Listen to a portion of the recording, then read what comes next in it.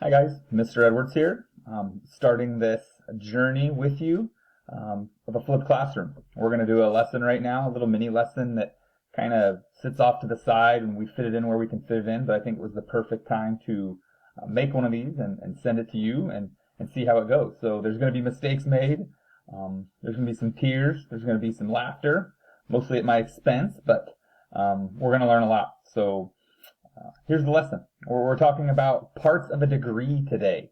We've been learning what a radian is. Hopefully that rings a bell. We've been doing some things with radians right now. But what if we want to take a degree, the other one, and break it into parts? So here's a picture of what I'm looking at. So here's an angle, and we could throw a protractor up there and figure out what the measure of the angle is. But somewhere along the line, we would have to stop. We'd have to say, oh, it looks it's about in between this one and this one, 42.3 degrees. And that's what we're going to focus on today, that 0.3. That's part of a degree.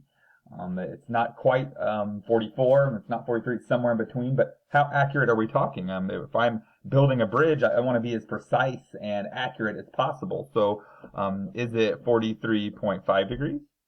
Is it 43.51 degrees?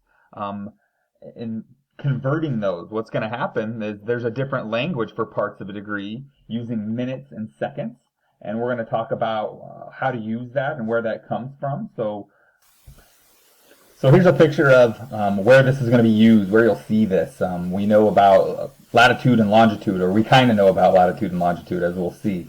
We've seen this picture before with these rings going around Earth, and I always remember that latitude means kind of like a ladder. You climb the ladder to help me remember the difference between the two. And sure, the equator starts at 0. Okay, I've seen pictures of that before, and as we go up, each of these rings is a different line of latitude.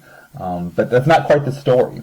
What's really happening there is we're starting from the center of the Earth. From the center of the Earth, here we go. From the center of the Earth, 0 starts to we can go right or left, anywhere on the equator, but as we've been having our terminal sides and our initial sides, right, we talked about that in notes. 0 starts will go to the right in the positive x-axis, and then we're making an angle from the center of the Earth going up. So that's where those latitudes are coming from. If we want to do latitude of 32 degrees, then from this point, this 0, we're going to go up 32 degrees. We're going to rise 32 degrees. And that's where that line is. That line would go around the Earth this way. That would be the latitude line, 32 degrees north. And we can make it go up higher. We can go 60 whatever degrees, and anywhere on that line would be that line of latitude. So it's not just a distance. We can convert the distance, like miles on the outside of the Earth here, between lines of latitude. And sometimes you'll see that around, I think, 63 miles or something like that between 1 degree difference and how many miles that would be on the outside of the Earth. But that's not really the focus of today. What we're going to go for today is converting back and forth between the two. So here we go. We're talking about parts of a degree. We're still in 4-1. 4-1 is a long unit. Introduces radians, introduces rates, omegas, moving per second, radians per second, linear speeds, angular speeds, that sort of thing. So this just kind of fits in here, and it just makes 4-1 really long, and it's a great place to talk about it. So as I mentioned before, instead of writing a degree as a decimal, which we'll call decimal degrees, we get this idea of minutes and seconds. It's a piece of a degree. It's somewhere between 37 and 38, a little bit more than 37, not quite 38, but exactly how much, that's what this is kind of about. So we read this as 37 degrees, 11 minutes, and 2 seconds. Notice the one little apostrophe, one little dash here for minutes, and 2 of them for seconds. 37 degrees, 11 minutes, 2 seconds.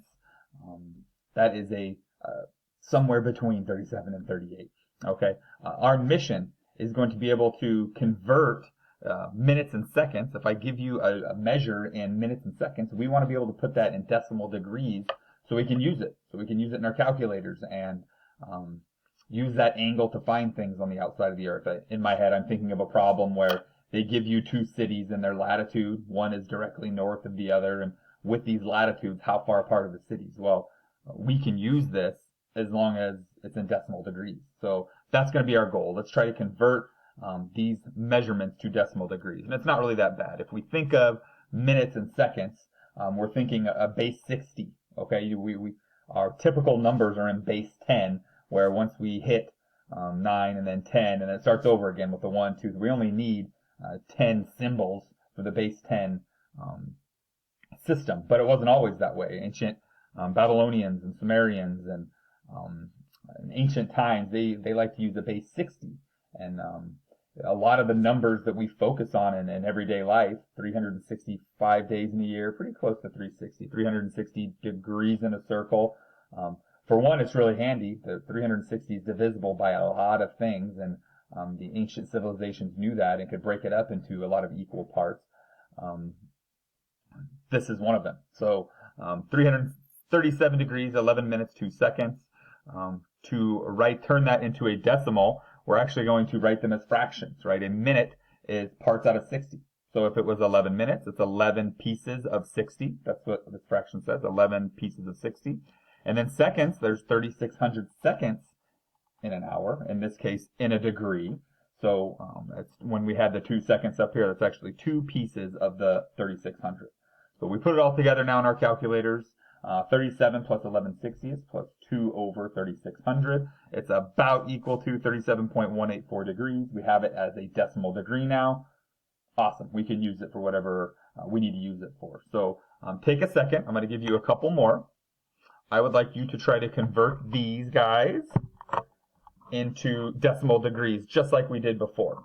If you need to pause to make that happen or rewind to go check out exactly how it goes down, be my guest. But try to make it happen. We'll go over the answers here in a second.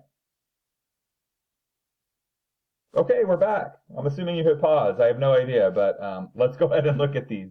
We'll read this as 151 degrees, 5 minutes.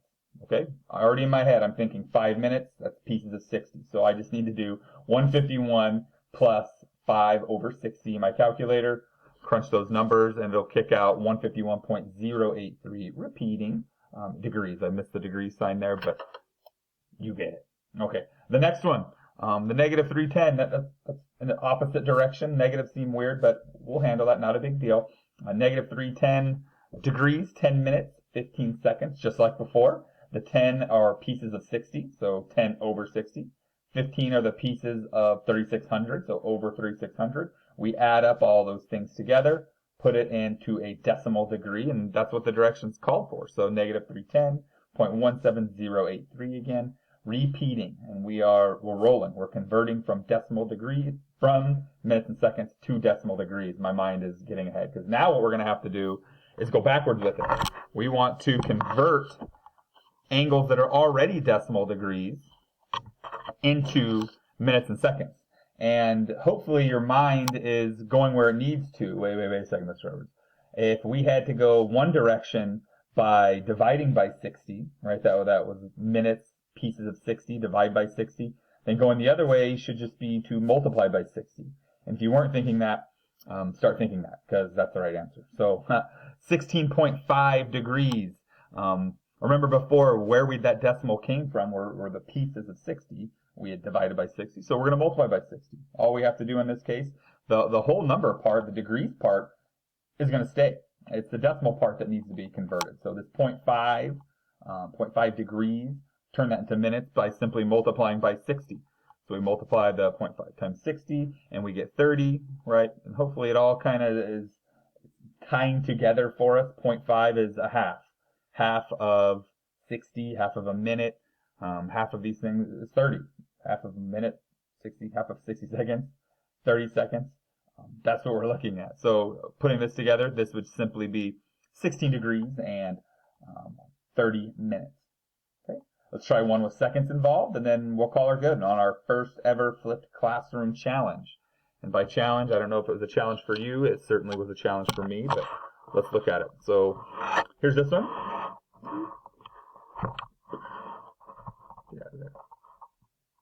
It's 121.085 degrees.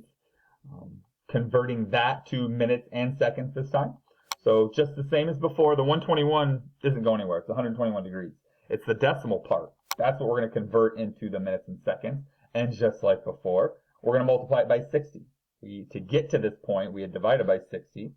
So now we multiply by 60. So I'll take the point 0.085 and times it by 60. Sorry, the focus is getting a little haywire, but we're going to deal with it. From this point, I have 121 degrees, 5 minutes. I actually have 5.1 minutes. But again, that decimal part. So this decimal part, this 0.1, has already been multiplied by 60 once to get here. So I'm actually not going to multiply by 3600, where before we were dividing by 3600 in the seconds part. We've already multiplied by 60 once to get here, so we simply have to multiply by 60 again. This is 5.1 minutes, so the 0.1 minutes, turn those into seconds, times it by 60. We get 6 in this case, so we put it all together now. 121 degrees, 5 minutes, 6 seconds. Okay. Occasionally you will run into problems where the seconds give you another decimal. Okay, what do I do now with that? From that point, I would just round to the nearest second. But this is what our final answer looks like. So again, to recap, today we learned about pieces of a degree. We have degrees. I can measure on my protractor, 30 degrees. But what if I want more accurate than that? Okay, 30.2 degrees. Easy enough, 0.2, 2/10, 1/5, okay. But there's another language based on the surface of Earth, latitude and longitude. We saw they have this new language. Your book will throw some problems at you to make sure you can handle both, but to snap. What we learned today was to just convert them to decimal degrees and do whatever we need to do with them. Some calculators have a minutes and seconds function actually built into the calculator where you can put those in and have it convert it for you, but where's the fun in that? We can go over it. I'll show you it in school how to make that happen, but for now, that was it. That was our first lesson. It's been flipped. I hope we're getting something from it. And we'll see you tomorrow with some questions, and we'll go over any questions you may have, like, Mr. Edwards, why did you do this? And how can we do it better? So bring all your questions and jokes about this to me tomorrow, and I'll see you then.